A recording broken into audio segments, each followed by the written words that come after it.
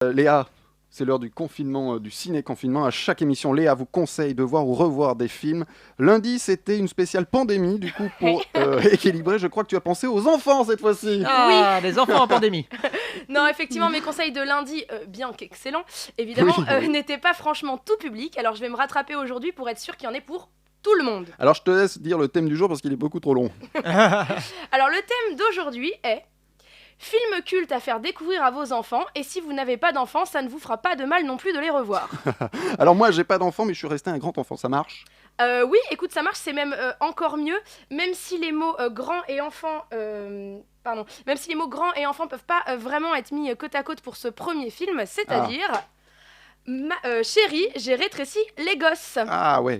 Chef-d'œuvre du cinéma de science-fiction pour jeune public, l'histoire de Wayne Zalinski, un père de famille / inventeur farfelu qui tente de faire fonctionner sa machine à rétrécir, sauf que elle marche pas, jusqu'à un concours de circonstances ou plutôt un enchaînement scénaristique de génie, et voilà que les enfants Zalinski et ceux des voisins se retrouvent rétrécis et mis à la poubelle au fond du jardin.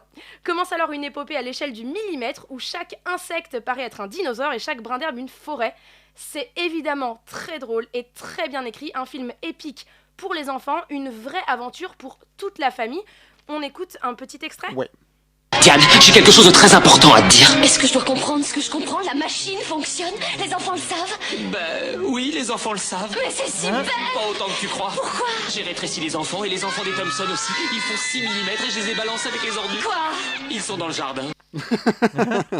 En tout cas, ça donne envie. Mais j'ai pas de magnétoscope, Léa.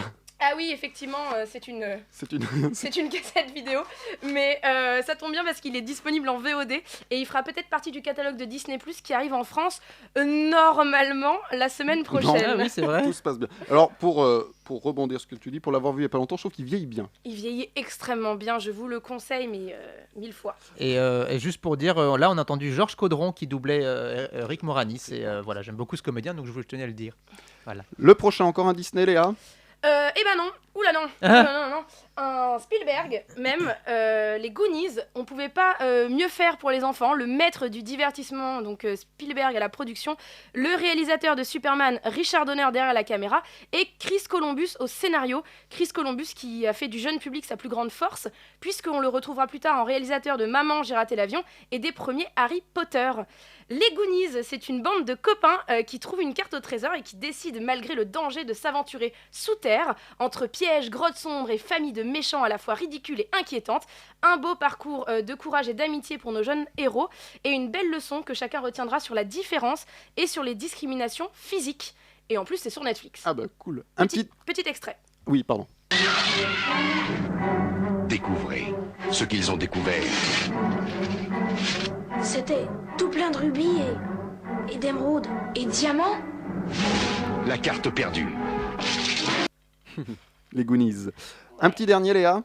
Ouais, un petit dernier, même un gros dernier, ce n'est pas un Disney non plus, c'est même presque un Spielberg car c'est sa société qui produit.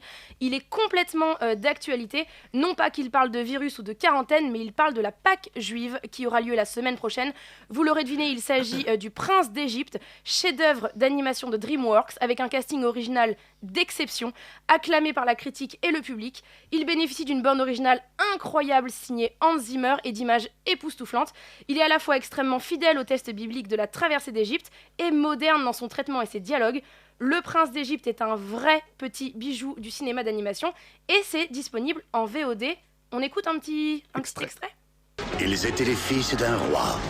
L'un était né pour régner, Je porte le poids de la couronne de mon père. l'autre choisi pour guider. Tu n'es pas prince d'Égypte. Qu'est-ce que tu dis? Demande à l'homme que tu appelles père. Je ne peux pas rester ici plus longtemps. Moïse, non! Tout ce que je pensais être la vérité n'est que mensonge.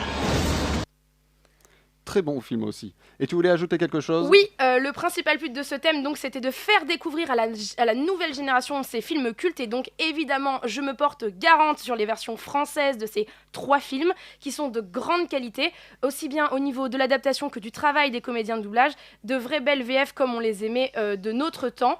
Arnaud en a justement parlé juste avant. Et comme des très belles VF qui n'avaient pas besoin à l'époque d'avoir des stars dans leur version française. Exactement, C'est vrai. exactement. Tu reviendras avec un thème pour les adolescents? C'est une commande? Oui, c'est une commande. Eh bien alors oui, je reviendrai avec un thème pour les adolescents. Merci, à la semaine prochaine.